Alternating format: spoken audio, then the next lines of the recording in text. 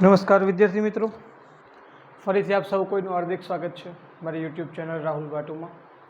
વિદ્યાર્થી મિત્રો, આજે આપણે વાત કરવાના છીએ ચેપ્ટર નંબર 2 સંબંધ અને વિધેય. એની અંદર આપણે સ્વાધ્યાય 2.1, 2.2 અને 2.3ની ચર્ચા કરી. વિધેય કોને કહેવાય, સંબંધ કોને કહેવાય, વિધેયનો પ્રદેશ શું, એનો વિસ્તાર શું, કઈ રીતે મેળવવા, સંબંધનો પ્રદેશ શું, સંબંધનો વિસ્તાર શું, સંબંધ અને વિધેયમાં મુખ્યત્વે શું ફેરફાર છે, આ બધી જ ચર્ચાઓ આપણે 2.1, 2.2 અને 2.3ની અંદર કરી. હવે પ્રકીર્ણ સ્વાધ્યાય ઉપર આપણે આગળ વધીએ છીએ. તો પ્રકીર્ણ સ્વાધ્યાયમાં જે અભ્યાસ કરી ગયા એ જ થિયરીઓના દાખલા આપણે ગણવાના છે. એટલે કોઈ નવી થિયરી આપણી સમક્ષ આવવાની નથી, પરંતુ જે થિયરી કમ્પ્લીટ કરી છે એ જ થિયરીને ધ્યાનમાં લઈને દાખલાઓ આપણે કેલ્ક્યુલેટ કરવાના છે. ઓકે. બીજી વાત કે ઘણા વિદ્યાર્થીઓ જોતા હશે ટેક્સ્ટબુકમાં તો એમ થતું હશે કે સાહેબ અહીંયા તો અમને વિધેય આપેલા છે, તદૈવ વિધેય છે, અચળ વિધેય છે, બહુપદીય વિધેય છે, મહત્તમ પૂર્ણાંક વિધેય છે, માનાંક વિધેય છે, ચિહ્ન વિધેય છે. સાહેબ આ બધા વિધેયની ચર્ચા ક્યારે કરશો? તો વિદ્યાર્થી મિત્રો, એ બધા વિધેયને ફક્ત આપણે સમજવાના છે, એની પરના કોઈ દાખલાઓ છે નહીં. પણ એ બધા વિધેય શું છે, એ વિધેયના પ્રદેશ શું છે, એ વિધેયના વિસ્તાર શું છે, એ વિધેયનો આલેખ આપણને કેવો મળે, વિધેય શું કહેવા માગે છે, આની પર આપણે એક સ્પેશિયલ લેક્ચર લઈશું કે જેની અંદર આ તમામ વિધેયનો આપણે અભ્યાસ કરવાના છીએ. ઓકે. મતલબ કે આ ચેપ્ટરનું પ્રકીર્ણ સ્વાધ્યાય કમ્પ્લીટ થાય ત્યારબાદ મારે 3 લેક્ચર લેવાના છે. એમાંથી એક લેક્ચર વિધેય માટે આપવાનો છે કે જેમાં તમામ વિધેયોની ચર્ચા કરશું આપણે. ત્યારબાદ વિધેય મતલબ કે તમને ટેક્સ્ટબુકમાં આપેલા હમણાં જે આપણે નોટ કર્યા એ બધા વિધેયની ચર્ચા કરતો એક વિડીયો બનાવશું. ત્યારબાદ બીજો વિડીયો હશે એ આપણને કોઈ પણ પ્રકારનું વિધેય આપી દે તો એ વિધેયનો પ્રદેશ આપણા માટે કેમ મેળવવો સરળ પડે એ માટેનો એક વિડીયો હશે. અને ત્રીજો વિડીયો કે કોઈ પણ વિધેયનો વિસ્તાર હોય એ મેળવવાની વાત આવે ત્યારે વિધેયનો વિસ્તાર કેમ મેળવશું એ માટેનો વિડીયો. મતલબ કે આવા આપણે 3 લેક્ચર એક્સ્ટ્રા જોઈશું કે જે આપણા કન્સેપ્ટને અને આપણા ચેપ્ટરને એકદમ ક્લિયર કરશે. ઓકે. તો ચલો સ્ટાર્ટ કરીએ છીએ આપણે પ્રકીર્ણ સ્વાધ્યાય. ક્વેશ્ચન નંબર 1 તમારી સામે સ્ક્રીન પર દાખલો જોઈએ તો ખ્યાલ આવે કે સંબંધ એફ એ આપણને એક વિધેય આપ્યું છે, F of x is equal two થી વ્યાખ્યાયિત છે. અને સંબંધ જી જે છે, આ સંબંધ એફ છે ને એ આ રીતે વ્યાખ્યાયિત છે. આ સંબંધ જી મતલબ કે આ બંને સંબંધ જ છે, વિધેય છે નહીં. ભલે સંબંધને એફથી દર્શાવ્યા, આ સંબંધને જીથી દર્શાવ્યા. અને સંબંધ કયા સ્વરૂપમાં છે અથવા કોની સાપેક્ષે છે? તો કયા એક્સ એક્સ એક્સ એક્સ, આને શું કહેવાય? એક્સની સાપેક્ષે છે. અહીંયા પણ એક્સની સાપેક્ષે છે. આ એફ સંબંધ છે, આ જી સંબંધ છે. આ બે સંબંધ આ રીતે વ્યાખ્યાયિત છે. તો સાબિત કરો કે આ સંબંધ છે ને એ વિધેય બને છે. જુઓ, એફ એ વિધેય છે, એફ એ વિધેય છે અને જી વિધેય નથી. તો વિદ્યાર્થી મિત્રો, આપણે ભણી ગયા છીએ કે કયો સંબંધ એ વિધેય બનશે અને કયો સંબંધ એ વિધેય નહીં બને. એના માટેનું મેં તમને એકદમ ઇઝી આપ્યું હતું એક્ઝામ્પલ. યાદ છે કે નહીં? શું કીધું હતું મેં તમને? કે દરેક સંબંધ એ વિધેય ના હોય, પરંતુ દરેક વિધેય એ સંબંધ હશે. હવે દરેક સંબંધ એ વિધેય શા માટે ના હોય? મેં તમને કીધું કે સંબંધની અંદર તો 2-3 વખત છૂટાછેડા થાય તો ચાલે, પણ વિધેયમાં ચાલે નહીં. મતલબ કે જોડી, આપણને જે જોડીઓ આપેલી છે એ જોડીનો પહેલો ઘટક રિપીટ થવો જોઈએ નહીં. પહેલો ઘટક રિપીટ ના થવો જોઈએ. બીજી ભાષામાં, ગાણિતિક ભાષામાં કહીએ ને તો એવું કહી શકાય કે પ્રદેશના કોઈ એક ઘટકને અનન્ય પ્રતિબિંબ મળે તો જ તે સંબંધ વિધેય બને છે. ખ્યાલ આવી ગયો વિદ્યાર્થી મિત્રો? શું કીધું મેં? પ્રદેશના કોઈ એક ઘટકને, મતલબ કે જોડીનો પહેલો ઘટક એ ક્યાંથી આવે? પ્રદેશમાંથી આવશે. તો પ્રદેશના કોઈ એક ઘટકને અનન્ય પ્રતિબિંબ, મારો કહેવાનો મતલબ આવો છે કે તમે 2 લખ્યા છે અને 2 માટે આન્સર તમને 7 મળે છે, તો ફરી પાછા 2 માટે આન્સર 6 કે કંઈ બીજું કંઈ મળે તો વિચાર કરો કે આ પ્રદેશનો ઘટક છે અને પ્રદેશનું પ્રતિબિંબ શું મળે 7, પ્રદેશના ઘટક 2નું પ્રતિબિંબ કેટલા મળ્યા 6, તો મતલબ કે 2ને કેટલા પ્રતિબિંબ મળે છે 2 પ્રતિબિંબ મળે. તો જો 2 પ્રતિબિંબ મળે, અનન્ય પ્રતિબિંબ મળતું નથી. અનન્યનો મતલબ શું છે? એક અને માત્ર એક. અનન્ય શબ્દ લખ્યો છે મેં, એનો મતલબ શું થાય છે? એક અને માત્ર એક. તો કોઈ પણ પ્રદેશના ઘટકને અનન્ય પ્રતિબિંબ મળે તો જ તે સંબંધ એ વિધેય તરીકે કામ કરશે. આ વસ્તુ ખાસ નોટ ડાઉન કરજો. શું લખ્યું છે મેં? પ્રદેશના કોઈ એક ઘટકને અનન્ય પ્રતિબિંબ મળે તો જ તે સંબંધ વિધેય બને છે. ઓકે, ચલો આપણે આગળ વધીએ, વિચારીએ. હવે ધ્યાન આપો કે ભાઈ આ સંબંધ જે છે એ 2 પ્રકારે છે કે ભાઈ એક્સની કિંમત તમે 0 થી લઈ અને 3 સુધી જાઓ છો તો એના માટે તમારે આ સૂત્ર વાપરવાનું, અને એક્સની કિંમત 3 થી લઈ અને 10 સુધી જાઓ તો એના માટે આ સૂત્ર વાપરવાનું છે. ટૂંકમાં આ રીતે ભાગ પાડેલા છે સંબંધ માટે. ઓકે, તો તમે એક વસ્તુ નોટ ડાઉન કરો કે ભાઈ અહીંયા 3 છે, હા, અહીંયા પણ 3 છે, તો કે હા, 3 એક એવી કિંમત છે કે જે આ ઉપરનામાં પણ આવે છે. એનો મતલબ કે એના માટે x બરાબર 3 માટે આ સૂત્ર પણ લગાડી શકાય અને x બરાબર 3 માટે આ નીચેનું સૂત્ર પણ લગાડી શકાય. તો x બરાબર 3 એ તો આપણો પ્રદેશ છે. આ સંબંધની અંદર પ્રદેશ કોણ છે? આ x ની કિંમતો જ્યાંથી તમે લ્યો એ આપણા માટે પ્રદેશ બને. તો પ્રદેશનો ઘટક કયો? તો કે 3. તો પ્રદેશના ઘટક 3 માટે જો અનન્ય પ્રતિબિંબ મળશે, એક અને માત્ર એક પ્રતિબિંબ મળશે. પ્રતિબિંબ મળવું એટલે ખ્યાલ આવે ને કે પ્રદેશનો ઘટક તમારે સંબંધમાં સૂત્રમાં મૂકી દેવાનો, અને જવાબ જો મળે એ એક જ જવાબ મળતો હોય તો ફાઇનલ થઈ ગયું કે આપેલ સંબંધ એ વિધેય છે. ઓકે, ચેક કરીએ, જરા જોઈએ.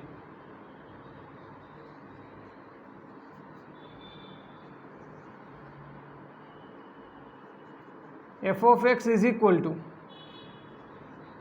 x square ક્યારે?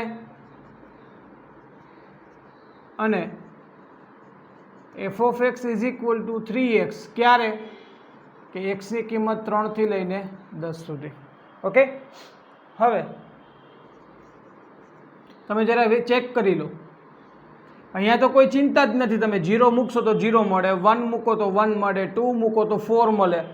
હા, અહીંયા બધી કિંમતો કેવી છે? 3 થી મોટી છે. આ 0 થી 3 સુધીના 3 થી મોટી. આપણને ડાઉટ ક્યાં લાગે? ડાઉટ ક્યાં છે? તો કે અહીંયા પણ 3 છે ને અહીંયા પણ 3 છે. જરા ચેક કરીએ. હવે તમને વ્યવસ્થિત સમજાવું એટલા માટે શબ્દનો ઉલ્લેખ કરું છું. હવે પ્રદેશના ઘટક x ઇઝ ઇક્વલ ટુ 3 માટે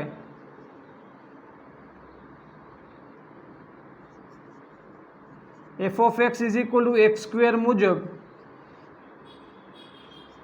f of 3 is equal to 3 square એટલે શું મળે છે? 9. તથા f of x is equal two 3x મુજબ, જો આ સૂત્ર મુજબ, કેમ કે આપણે અહીંયા પણ મૂકી શકાય, 3નો સ્ક્વેર 9 મળે, અને આ વસ્તુ અહીંયા પણ મૂકી શકાશે. તો f of x is equal two 3x મુજબ f of 3 is equal to 3 into 3, તો પણ જવાબ શું આવે છે? 9 જ મળે છે. મતલબ શું થયો? આમ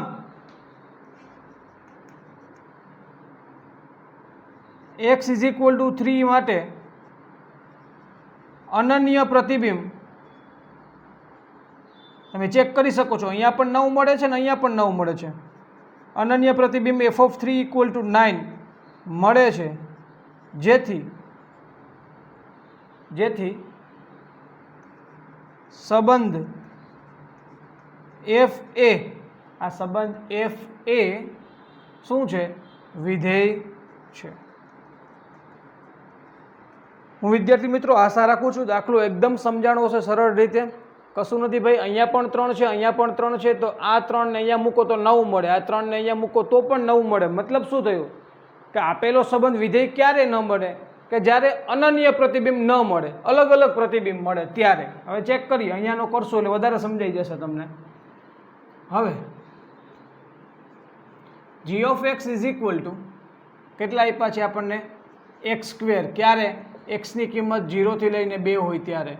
અને g of x is equal two 3x ક્યારે? x ની કિંમત છે 2 થી લઈને 10 સુધી હોય ત્યારે.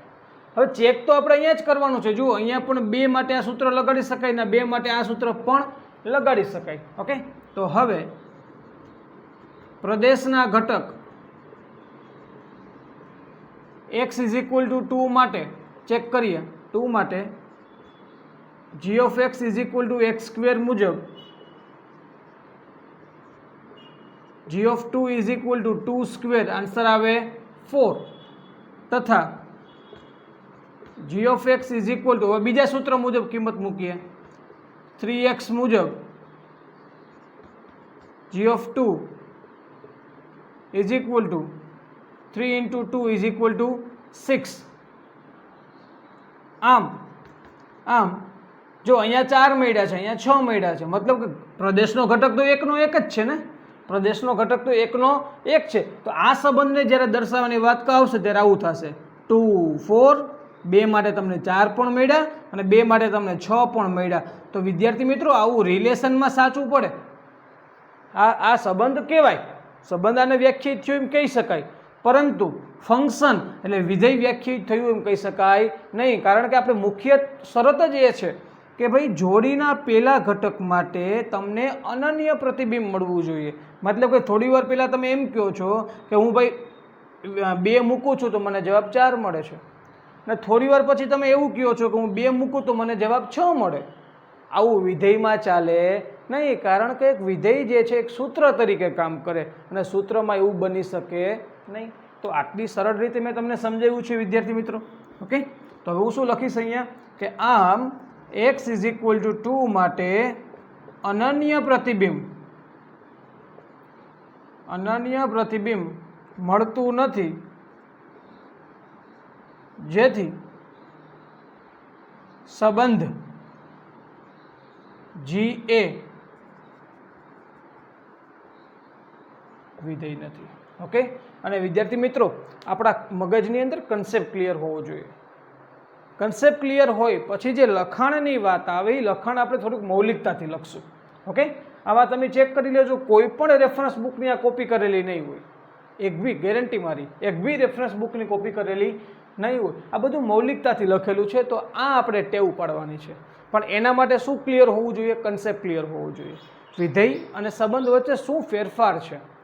બીજી વાત કે જે લખાણ છે એમાં જરૂરી માહિતી આવી જવી જોઈએ. મેં તમને પહેલાં જ લખીને કીધું કે ભાઈ અનન્ય પ્રતિબિંબ મળશે, પ્રદેશના કોઈ ઘટક એક્સની કિંમત માટે અનન્ય પ્રતિબિંબ મળે તો સાબિત થઈ ગયું સંબંધ એ શું કામ કરે છે? વિધેય તરીકે કામ કરે, નહીંતર એ વિધેય થશે નહીં. ઓકે, ક્વેશ્ચનને નોટ ડાઉન કરી લો. ચલો વિદ્યાર્થી મિત્રો, ત્યારબાદ ક્વેશ્ચન નંબર 2 જોઈએ. તો આપણને એક વિધેય આપી દીધું છે, જો f of x is equal two x square, તો આપેલી આ વસ્તુ આપણે મેળવવાની છે. તો જ્યારે ચેક કરીએ આપણે કે ભાઈ f ઓફ 1.1, f ઓફ 1 ને 1.1 માઇનસ 1, રાઈટ. તો એક કામ કરીએ આપણે કે f ઓફ 1.1 આ વસ્તુ જો આપણે મેળવવી હોય તો f ઓફ 1.1 આનો મતલબ શું થયો કે વિધેયમાં તમે x ને દૂર કરી દો, x ને દૂર કરીને ત્યાં કોને મૂકી દો? 1.1. તો વિધેયમાંથી તમે x ને દૂર કરો અને 1.1 મૂકો એટલે શું થાય? 1.1 સ્ક્વેર થાય કે ના થાય? ત્યારબાદ આવી જાઓ minus f of 1, f of 1 x ને દૂર કરી 1 મૂકી દો, અહીંયા 1 મૂકશો એટલે શું થશે? અહીંયા 1 સ્ક્વેર થશે, રાઈટ. નીચે આવી જાવ 1.1 માઇનસ 1. ઓકે, ઘણા શું કરશે? ઘણા બધા વિદ્યાર્થીઓ શું કરશે? 1.1 નો સ્ક્વેર કરશે. ભાઈ 11 નો સ્ક્વેર 121 થાય, 11 નો સ્ક્વેર 121 થાય એટલે આન્સર આવે 1.21. 1.1 નો સ્ક્વેર થાય 1.21 માઇનસ 1 નો સ્ક્વેર થાય 1, એટલે 1.21 માઇનસ 1 એટલે 0.21 થાય, રાઈટ. એકદમ ઇઝી છે ભાઈ, 0.21 થશે, આપણને ખ્યાલ છે. 0.21 ડિવાઇડેડ 1.1 માઇનસ 1 એટલે 0.1 થાય, આ આપણને ખબર છે. મતલબ શું થયો? જવાબ શું આવે? 21/10 જવાબ આવશે, 21/10. બટ અહીંયા સૂત્ર પણ લગાડી શકાય, a square minus b square, એટલે બને શું? a minus b, a plus b છેદમાં 1.1 માઇનસ 1 તો છે જ, આ બંને કેન્સલ થઈ ગયા. 1.1 પ્લસ 1 તો 2.1 થયા કે ના થયા? અને 21/10 કરો એટલે 2.1 જ મળે કે ના મળે? યસ ઓર નો? તો આપણને આન્સર મળી જાય છે. તમે કોઈ બી રીતે કરો, મને તો આ દેખાઈ ગયું ભાઈ, એટલા માટે મેં આ વસ્તુ યુઝ કરેલી છે. ઓકે, ચલો ત્યારબાદ જોઈએ ક્વેશ્ચન નંબર 3. આપણને એક વિધેય આપેલું છે. આ વિધેયનો પ્રદેશ, બહુ ઇન્ટરેસ્ટિંગ વસ્તુ આવી છે ભાઈ, એકદમ ઇન્ટરેસ્ટિંગ વસ્તુ. મેં તમને શું કીધું હતું? પ્રદેશ મેળવવાની વાત આવે તો ભાઈ પહેલાં તો એ વર્ગમૂળ છે, વર્ગમૂળ નથી, તો એની વાત તો આપણે મગજમાં રાખવાની નથી. બાકી શું હતું એના માટે કે ભાઈ વર્ગમૂળની અંદર રહેલી વસ્તુ કોઈ દિવસ ઋણ થવી જોઈએ નહીં. ચલો એના પછી શું હતું? અંશમાં તો ગમે તે થઈ ચાલે, એટલે અંશની તો ક્યારેય ચિંતા જ નહીં કરવાની. અંશમાં 0 થાય તો ચાલે, અંશમાં ઋણ થાય તો ચાલે, અંશમાં કોઈ પણ પ્રકારનું સ્વરૂપ આવશે તો ચાલશે, પરંતુ છેદની અંદર રહેલી વસ્તુ માટે ક્યારેય પણ 0 ન થવા જોઈએ. અહીંયા છેદમાં છે ને 0 ન થવા જોઈએ, કદાચ છેદમાં ઋણ થાય તો એ ચાલશે, એનાથી કોઈ ફિકર નથી. ઓકે, તો છેદમાં 0 થવા જોઈએ નહીં. તો જો છેદમાં 0 થઈ જાય તો વિધેય વ્યાખ્યાયિત ન થાય.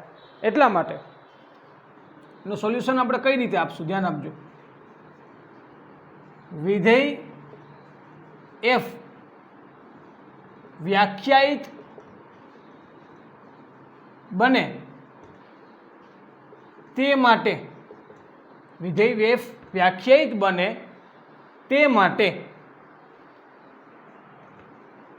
આ જે વસ્તુ છે ને, હું એકદમ દેશી ભાષામાં લખું છું, છેદ શૂન્ય ન થવો જોઈએ. રાઈટ? તેથી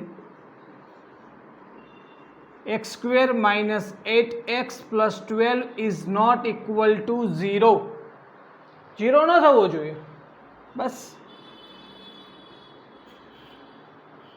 ચેક કરી લો, ચેક કરી લો, અવયવ પાડી લો. ગુણાકાર 12, સરવાળો 8, 6 2 12 is not equal to 0. x - 6 not equal to 0, તો x is not equal to 6 and x is not equal to 2. તેથી મતલબ કે જો તમે x ની કિંમત 6 રાખશો તો છેદ 0 થશે, x ની કિંમત 2 રાખશો તો છેદ 0 થશે. તમે અહીંયા નોટ ઇક્વલ ટુ 0 લઈને આગળ વધ્યા તો નોટ ઇક્વલ ટુ, તમને એવું સામેથી કહી દેશે કે 6 ન રાખો, 2 ન રાખો. તમે ઇક્વલ ટુ 0 લઈને આગળ વધશો તો આપણે સમજી જવાનું કે ભાઈ x બરાબર 6 રાખશું તો છેદ 0 થઈ જશે, x બરાબર 2 રાખશું તો છેદ 0 થશે. મતલબ કે 6 અને 2 લેવાના નથી. તેથી વિધેય f નો પ્રદેશ,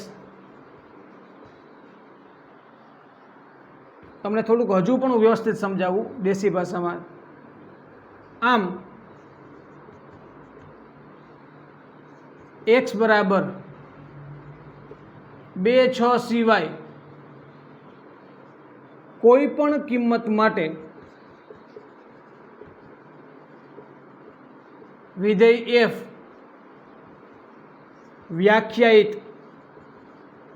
થાય છે. સમજાય છે? ફક્ત આ 2 અને 6 આ બે કિંમતોને બાદ કરી નાખો તમે તો કોઈ પણ કિંમત માટે વિધેય f વ્યાખ્યાયિત થાય છે. તેથી વિધેય f નો પ્રદેશ એને કહેવાય domain of function df is equal two કોઈ પણ કિંમત એટલે વાસ્તવિક સંખ્યાઓ r, કોઈ પણ કિંમત લઈ લેવાની છૂટ, પરંતુ કઈ બે કિંમત નહીં લેવાની કે એમાંથી માઇનસ કરી નાખો 2 અને 6 ને, તો આ 2 અને 6 સિવાયની કોઈ પણ કિંમત લેવાની આપણને છૂટ છે. તો આ માટે આ આપણો થઈ ગયો વિધેયનો પ્રદેશ. ઓકે, ચલો ક્વેશ્ચનને નોટ ડાઉન કરી લો.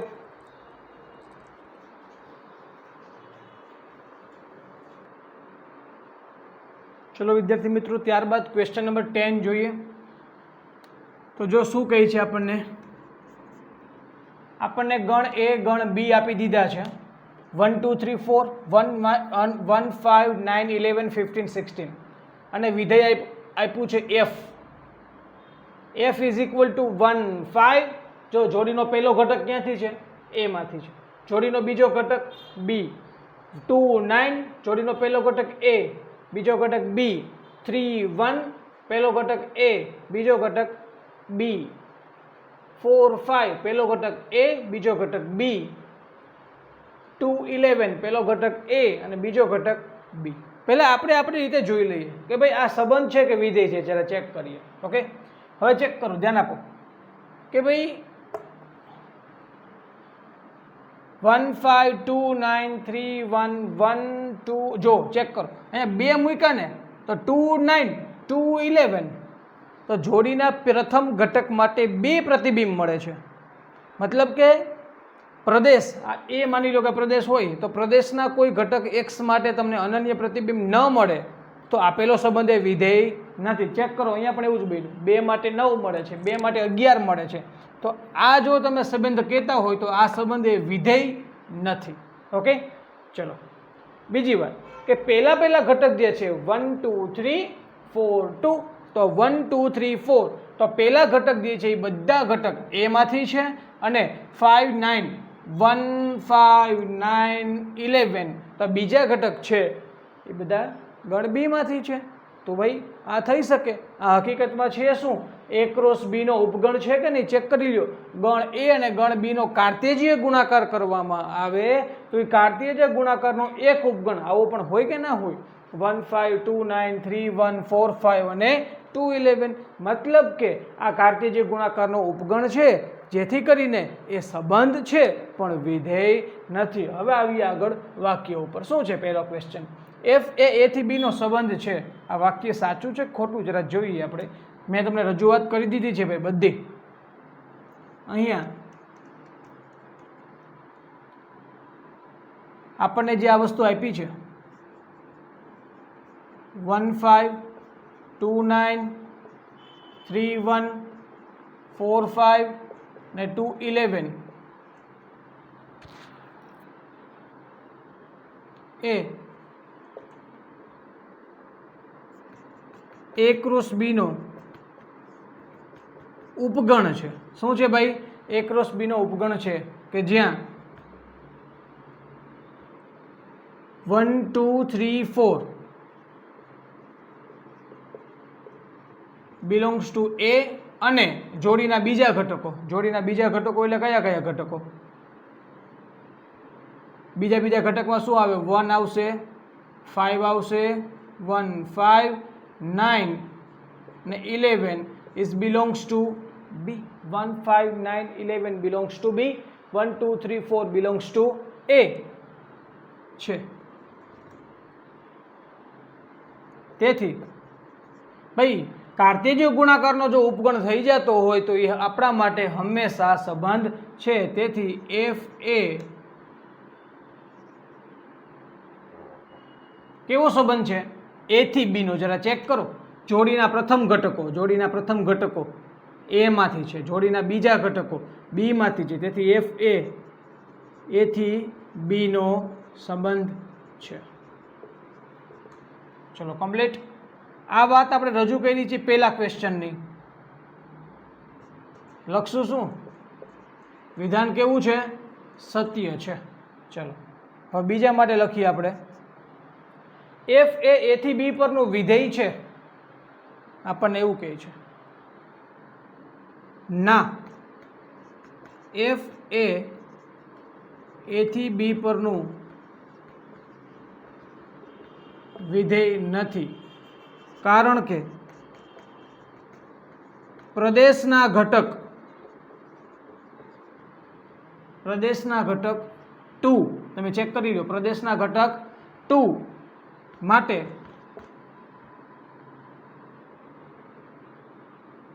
બે પ્રતિબિંબો 9 તથા 11 મળે છે. જેથી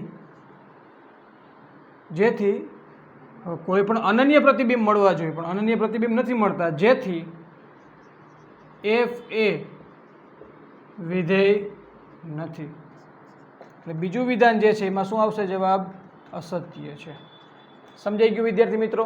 તમે ચેક કરી શકો છો. અહીંયા 2 માટે 9 પણ મળે છે અને 2 માટે 11 પણ મળે છે. તો આપેલો આ સંબંધ એ વિધેય કહેવાય નહીં. ચલો નોટ ડાઉન કરી લો.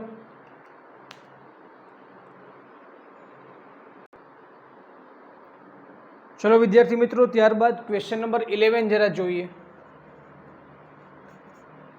F A Z cross Z નો ઉપગણ છે. હવે આપણને એફ જે આપ્યા છે એ ઝેડ ક્રોસ ઝેડ નો ઉપગણ છે. અહીંયા તમે જોઈ શકો છો પહેલો ઘટક શું છે એ બી, બીજો ઘટક શું છે એ પ્લસ બી. પહેલા ઘટક માટે એ અને બી નો ગુણાકાર કરવાનો, બીજા ઘટક માટે બેનો સરવાળો કરવાનો. અને આ બંને એ અને બી લેવાના ક્યાંથી? ઝેડમાંથી. ઝેડ એટલે કે પૂર્ણાંક સંખ્યા ગણ. તો આખો આ એફ જે છે એ ઝેડ ક્રોસ ઝેડનો ઉપગણ છે. સમજાય છે? કાર્તિજીય ગુણાકાર કોનો કોનો?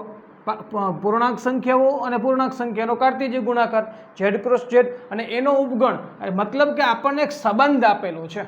તો આપેલો આ સંબંધ ઝેડથી ઝેડનું વિધેય બને છે. આપેલો સંબંધ એ ઝેડથી ઝેડનું વિધેય છે કે નહીં એ આપણે ચેક કરવાનું છે. રાઈટ? તો તમારા જવાબની સત્યાર્થતા ચકાસવાની છે આપણે. કશો વાંધો નહીં, જોઈએ આપણે. એફ એ ઝેડ ક્રોસ ઝેડનો અથવા તો ઉપગણ છે ને આ રીતે જ લખી દઉં કે F is subset of Z cross Z તથા F is equal to A B and A plus B where A B belongs to Z. તમે આ એ અને બીની કિંમત ઝેડમાંથી લ્યો તો આ રીતે તમને એક સંબંધ આપેલો છે. હવે ભાઈ સંબંધ છે એ વિધેય છે કે નહીં ચેક કરવું હોય તો તમારે બાય એક્ઝામ્પલ જ જવું પડે, તો જ આપણને ખ્યાલ આવે. ને એકદમ ઇઝીલી તમને સમજાવું. જુઓ, ઉદાહરણ દ્વારા સમજતા. એ ઇઝ ઇક્વલ ટુ 0 કે જે હકીકતમાં કેમાંથી છે? Belongs to Z. અને B is equal to 0 belongs to Z લેતા એફ ઇઝ ઇક્વલ ટુ તમે આપણે એ ની કિંમત પણ 0 લ્યો અને બી ની કિંમત પણ 0 લ્યો તો 0 ઇન્ટુ 0 એટલે કેટલા થયા? અને 0 પ્લસ 0 એટલે કેટલા થયા? થાય કે ના થાય?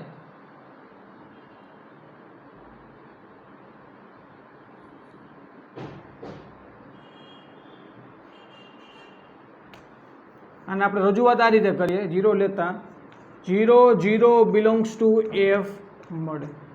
હવે એ ઇઝ ઇક્વલ ટુ 0 કે જે બિલોંગ્સ ટુ ઝેડ છે, B is equal to 1 is belongs to Z છે. હવે આવી રીતે તમે કિંમત કોઈ લ્યો. પહેલાં મેં શું કર્યું? એ ની કિંમત 0 લીધી, બી ની કિંમત પણ 0 લીધી, બંનેની કિંમત 0 લીધી એટલે ગુણાકાર પણ 0 થયો અને સરવાળો પણ 0 થયો એટલે 0 0 આવી આપણને એક જોડી મળી કે જે એફમાં છે. હવે આગળ વધીએ. એની કિંમત 0 લીધી છે, બીની કિંમત 1 લીધી છે. આવી આપણે બે એ અને બીની કિંમતો લીધી છે અને એના માટે વિચારીએ તો આપણને જોડી શું મળશે? બેનો ગુણાકાર પહેલાં કરો, એ બી તો 0 ઇન્ટુ 1 0, બેનો સરવાળો કરો 0 પ્લસ 1 એટલે 1 તો 0 1 ઇટ બિલોંગ્સ ટુ એફ મળે. આમ પ્રદેશના ઘટક 0 માટે અનન્ય પ્રતિબિંબ નથી. જો ભાઈ અહીંયા તમને 0 માટે 0 મળ્યા તો અહીંયા 0 માટે 1 મળે છે. 0 માટે અનન્ય પ્રતિબિંબ નથી મળતું. તેથી આપેલ સંબંધ એફ એ વિધેય નથી અથવા તો ઝેડ થી ઝેડ પરનું વિધેય કહેવાય નહીં. ચલો રેડી? મેં શું કર્યું ભાઈ? અહીંયા ખાસ મહત્વની જો કોઈ વાત હોય તો આ છે. મેં જે એક્ઝામ્પલ લઈને આખી વસ્તુ ક્લિયર કરી છે એ તમારી સામે છે કે ભાઈ એક વખત મેં એની કિંમત 0 લીધી, બીની કિંમત 0 લીધી, જે બંને ઝેડના જ ઘટકો છે. એવી જ રીતે એ ઇક્વલ ટુ 0 અને બી ઇક્વલ ટુ 1 લીધા, એ પણ ઝેડના જ ઘટકો છે. તો અહીંયા 0 માટે 0 મળ્યા, 0 માટે 1 મળ્યા. આવું વિધેયમાં ચાલે નહીં. એટલા માટે આપેલો સંબંધ એ વિધેય નથી. નોટ ડાઉન કરી લો. ચલો વિદ્યાર્થી મિત્રો, ત્યારબાદ ક્વેશ્ચન નંબર 12 જોઈએ. તો આપણને એવું કીધું છે કે ગણ એ આપી દીધા છે 9 10 11 12 13 અને વિધેય આપ્યું છે એફ, એ થી એન. તો F of N is equal to N નો મહત્તમ અવિભાજ્ય અવયવ છે, તો આ એફનો વિસ્તાર મેળવવાનો છે આપણે, રાઈટ. ચાલો, આપણને જે આપ્યું છે એફ કેવા આપ્યા છે, એ થી એન પર, અને આ એફ ઓફ એન શું છે, એનનો મહત્તમ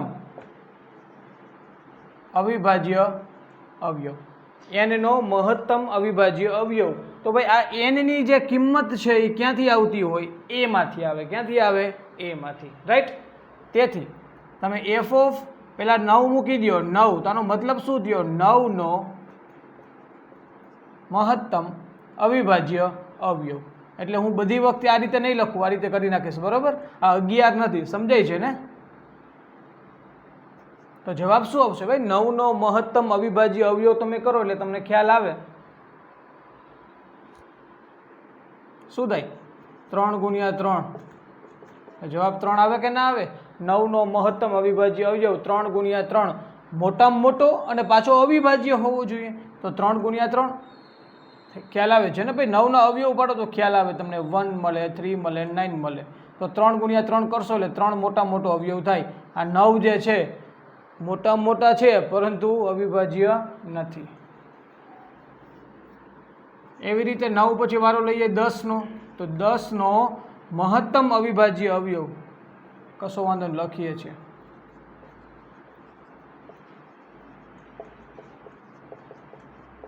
3/3 મુજબ જવાબ શું મળે, 3 મળે.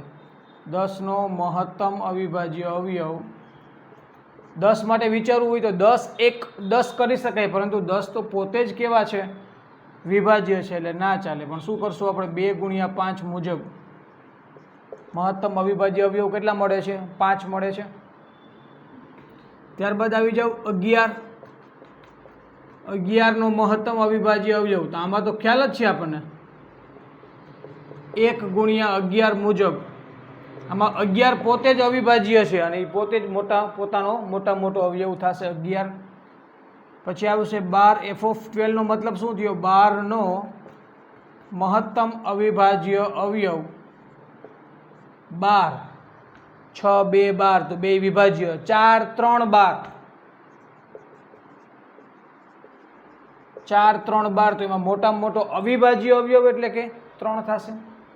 છેલ્લે 13, F of 13 is equal to 13નો મહત્તમ અવિભાજ્ય અવયવ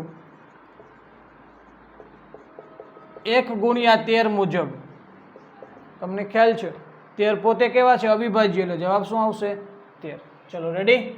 9, 10, 11, 12 અને 13 બધા માટે આપણે ચેક કરી લીધું છે, એનો મહત્તમ અવિભાજ્ય લખી નાખ્યો છે, બરોબર છે. તો આ 9, 10, 11, 12, 13 આપણા માટે પ્રદેશ છે, એન આપણા માટે સહપ્રદેશ છે, અને જે જવાબ આપણને મળે છે એ આપણા માટે વિસ્તાર છે.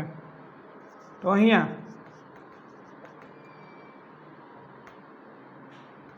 પ્રદેશ બધાનું રિવિઝન થઈ જાય. પ્રદેશ એટલે કે domain of function DF is equal to A is equal to 9, 10, 11, 12 અને 13. પછી વાત આવે સહપ્રદેશ, એને કહેવાય codomain of function is equal to N છે. કેટલા છે, એન. અને ત્યારબાદ આવે વિસ્તાર, એને કહેવાય range of function R F is equal to 3. જો રેન્જમાં શું મળે, 3 મળે છે, પછી 5 મળે છે, રાઈટ. પછી પાછા 3 ના લખવાના હોય, 11 મળે અને 13 મળે છે. ચલો, આ આપણા માટે વિસ્તાર થયો, આ આપણા માટે જવાબ છે. ઓકે વિદ્યાર્થી મિત્રો, તો દાખલાને અહીંયા સુધી રાખીએ છીએ. Okay, thank you.